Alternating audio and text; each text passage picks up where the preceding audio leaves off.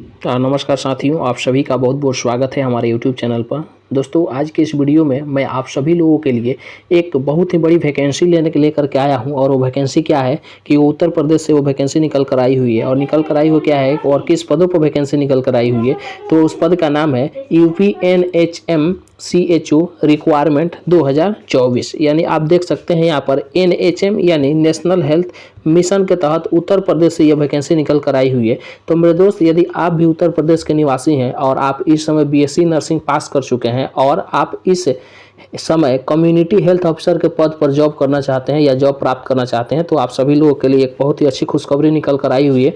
क्योंकि उत्तर प्रदेश में इस समय CHOP के पद पर जारी किया गया है, जिसका आवेदन प्रक्रिया जो होगा वो 29/1/2024 से लेकर के आपका 7/2/2024 तक होगा। यानी कि शुरुआती डेट यानी क्या है ऑनलाइन एप्लीकेशन का 29/1/2024 है और एंडिंग डेट है आपका 7/2/2024 है। ठीक है, तो आइए मैं आप सभी लोगों को इस लेख के उपरांत मैं बताने वाला हूं कि कितना वैकेंसी किसके लिए आया हुआ है। तो मेरे दोस्त, आप सभी देखेंगे और देखने का प्रयास करेंगे कि कुल जो वैकेंसी जो आया हुआ है वो वैकेंसी का टोटल वैकेंसी है 5852 पदों पर वैकेंसी आया हुआ है। 5882 नहीं, 5582 पदों पर ये वैकेंसी निकल कर आई हुई है। जिसमें से ये आपका UR के लिए 2233 है और EWS के लिए 558 है, OBC के लिए 1508 है और SC के लिए 1172 है और ST के लिए 101 है। इसी में ओमेन के लिए 1116 है, PWD के लिए हॉरिजॉन्टली और वर्टिकली दिया गया है। तो कुल मिला के ये आपका ये क्या है टोटल वैकेंसी 5582 वैकेंसी है। तो एलिजिबिलिटी क्राइटेरिया का मैं बात कर दूँ, यानी आप इसमें क्या किस तरीके से आप भर सकते हैं, क्या क्या आपको पास रिक्वायरमेंट होना चाहिए।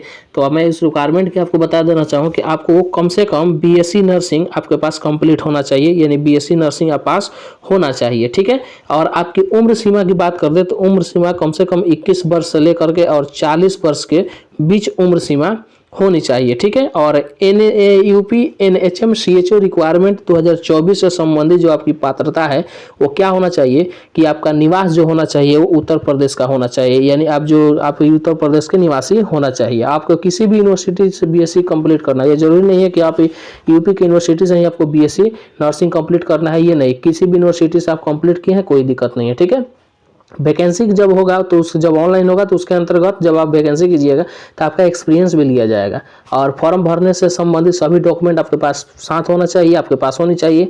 और आवेदन फॉर्म ऑनलाइन करने के बाद से रसीद आपको सुरक्षित कर लेना चाहिए।